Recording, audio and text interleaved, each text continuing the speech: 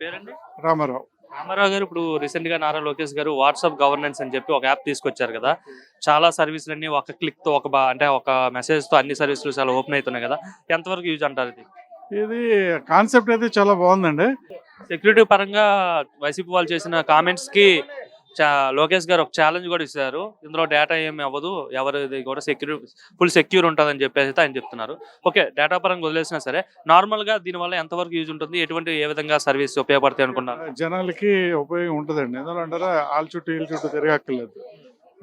Service at door step బాగుంటుంది. అది ఒక్క పాయింట్ చూసుకోవాలి, మిగతా అందులో ఇంక చూడాల్సిన పని ఏమీ లేదు.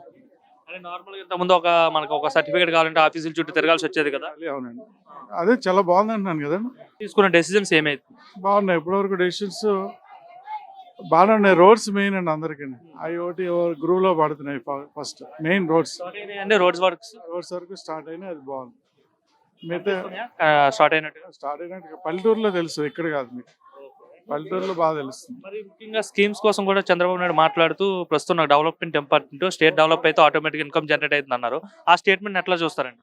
ఆ స్టేట్మెంట్ మనం ఈ స్టేట్మెంట్లకి దానికి ఒక 1.5 year అవుతాయి, కానీ ఇవన్నీ దేనికి ఎలా కేటాయించుకోవాలి, ఎలా ప్రియారిటీ బేస్ చూసుకుంటే ఆయన డెవలప్మెంట్ అనేది ప్రియారిటీ ఇస్తున్నారు మొదట. సో కరెక్ట్ అంటారా డెవలప్మెంట్ ప్రియారిటీ? డెవలప్మెంట్ డబ్బులు ఉంటేనే కదా పంచగలం. డబ్బులు లేని ఏం పంచుతాం? మీ దగ్గర 100 రూపాయలు ఉంటే పంచగలరు, ఏమి లేదు పంచలేం కదా. దాంతో అవన్నీ చూసుకుని తర్వాత పంచడం అనేది కరెక్ట్ నా ఉద్దేశంలో అయితే. ఎట్లా బాబు గారు ఎలా చేస్తారంటున్నారు? గత గవర్నమెంట్ చూసారు 5 ఏళ్ళు జగన్మోహన్ రెడ్డి, ఇప్పుడు చంద్రబాబు వచ్చాడు. దాంతో వీళ్ళతో కంపేర్ చేయను కానివ్వండి. Is administrator. ఆల్రెడీ మనం సైబరాబాద్ అన్నీ చూసాం కదా. ఈ know how to deal the things అనేది బాగా తెలుసు. ఎక్కడైనా సంపద ఎలా సృష్టించాలన్నది ఆయన బాగా తెలుసు. ఉన్నవాళ్ళు ఆయన పర్వాలేదు. ఇప్పుడు పోలవరం కోసం కూడా ఆయన స్టేట్మెంట్స్ ఇస్తున్నారు, అంటే రివ్యూలు చేస్తున్నారు, సమీక్షలు పెడుతున్నారు కదా. సో ఈ టర్మ్ లో కంప్లీట్ చేస్తారంటారా పోలవరం? ఇప్పుడు బీజేపీ ఇందులో పార్ట్ కాబట్టి కంప్లీట్ చేయొచ్చు అండి. ఎందుకంటారా, అంత కూటమి కాబట్టి. రేపొద్దున బీజేపీ కూడా సౌత్లో రావాలని చూస్తుంది కాబట్టి వాళ్ళు కూడా త్వరగా ఉంటుంది. సార్ మీ పేరు? నా పేరు శివ అండి. ఏం చేస్తుంటారండి? బిజినెస్. సార్ ఇప్పుడు రీసెంట్ గా నారా లోకేష్ గారు వాట్సాప్ గవర్నెన్స్ అని చెప్పి తీసుకొచ్చారు కదా. సో ఎట్లా అనిపిస్తుంది వాట్సాప్ గవర్నెన్స్ చూస్తుంటే? చాలా మంచి ఇదండి అది. అందరికీ ఇంట్లోనే కూర్చొని మొత్తం అన్ని చేసుకోవచ్చు. ఇదివరకు బాగా తిరగాల్సి వచ్చేది, వాటికి వీటికి ఎంఆర్ఓ ఆఫీస్కి, ప్రతి మున్సిపల్ ఆఫీస్కి వాటి మొత్తం తిరగాల్సి వచ్చేది. ఇప్పుడు ప్రజెంట్ అయితే కనుక ఇంట్లో కూర్చొని వాట్సాప్ ద్వారానే మనం అప్లై చేయొచ్చు. వాటిలోనే మనకి శాంక్షన్ అయ్యి వస్తుంది. మనకి ఈజీ మెథడ్ అది. చాలా మంచి ఆలోచన ఇది. వేరే దేశాల్లో కూడా ఉంది, అది మనకి ఇక్కడ ఇంప్లిమెంట్ చేయడం అనేది చాలా బెస్ట్. చాలా మంచిగా ఆలోచించి మాత్రం చేశారు, బాగా చేశారు. అది మాత్రం చాలా అప్రిషియేట్ చేయాలి ఈ గవర్నమెంట్ని. ఎట్లా సార్ ఒక సర్టిఫికేట్ కావాలంటే ఎట్లా తిరిగేవాళ్ళు, లేకపోతే ఏంటి ఇంతకుముందు ఎట్లా ఉంటుంది? అంతకుముందు మనం పనులు మానుకొని మన వర్కులు మానుకొని సెలవులు పెట్టి వెళ్ళాల్సి వచ్చేది. ఇప్పుడు అదేం కాకుండా మనకి వీలున్న టైంలో అప్లై చేసుకోవచ్చు. దాంట్లోనే మనకి వెంటనే రికవరీ అయిపోయింది. అది ప్లాట్ఫామ్ ఫీజు కూడా 0 పెట్టారు. అసలు ఎటువంటి ఏ సర్వీస్ కూడా పేమెంట్ లేదు. అంటే మనకు చలాన్స్ గట్రా వాటి వరకే తప్ప, అంటే యూజర్ ఛార్జెస్ ఏమీ లేకుండా అయితే అది చాలా అందరికి ఉపయోగపడేదండి. ఇది చాలా మందికి ఇంకా బాగా ప్రజల్లోకి వెళ్ళాలి. ఇది ఎక్కువ ఖర్చు అవ్వకుండా, ఆ అధికారుల చుట్టూ తిరగకుండా, ఎక్కడ లంచాలు లేకుండా ఫుల్గా ఇది బ్రహ్మాండంగా వచ్చే ఇది సిస్టమ్. ఇది బాగుంది. ఎలా ఉంది సార్ ఇప్పుడు గవర్నమెంట్ పరిపాలన చూసుకుంటే పెర్ఫార్మెన్స్ ఏమనిపిస్తుంది 7 months 8 months? గవర్నమెంట్ బాగుందండి. అందరూ సమన్వయంగా చేస్తున్నారు, ఇంకా చెయ్యాలి.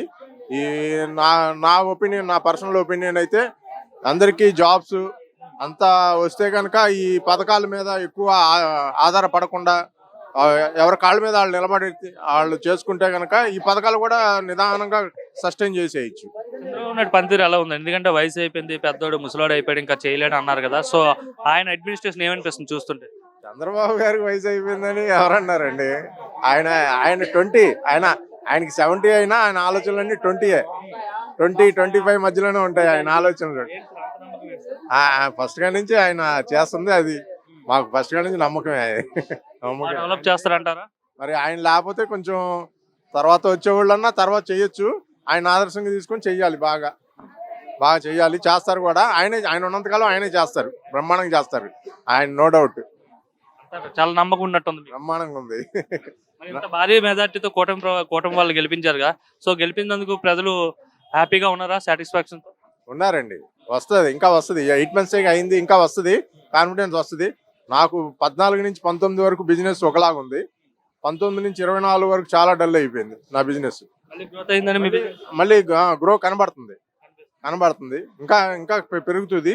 నాకు ప్రాబ్లం ఏం లేదు. అప్పుడులాగా చేస్తే బ్రహ్మాండంగా ఇంకా ఇంకా ఇప్పుడు ఇంకా కూటమి ఉంది, సెంట్రల్ గవర్నమెంట్ సపోర్ట్ చేస్తుంది కాబట్టి ఇంకా బాగా చేస్తారు. లోకేష్ పెర్ఫార్మెన్స్ ఎలా ఉందండి? లోకేష్ గారు బాగా చేస్తున్నారు. అంటే ఆయన రాజకీయాలకు పనికిరాడు, పప్పు అసలు సమర్థుడు కాదు, కనీసం తెలుగు మాట్లాడడం రాదని చెప్పి ఈ విధంగా ట్రోల్ చేసేవారు కదా. అలా ట్రోల్ చేసిన వాళ్ళు ఇప్పుడు ఎక్కడికి వెళ్ళిపోయారో జనాలు చూస్తున్నారుగా. అందరూ చూస్తున్నారు ఎలా దూసుకెళ్తున్నాడో, అందరూ చూస్తున్నారు. బ్రహ్మాండంగా చేస్తున్నాడు, ఇంకా చేస్తాడు. ఇంకా చాలా ఫ్యూచర్ ఉంది లోకేష్ గారికి. బ్రహ్మాండంగా చేస్తాడు.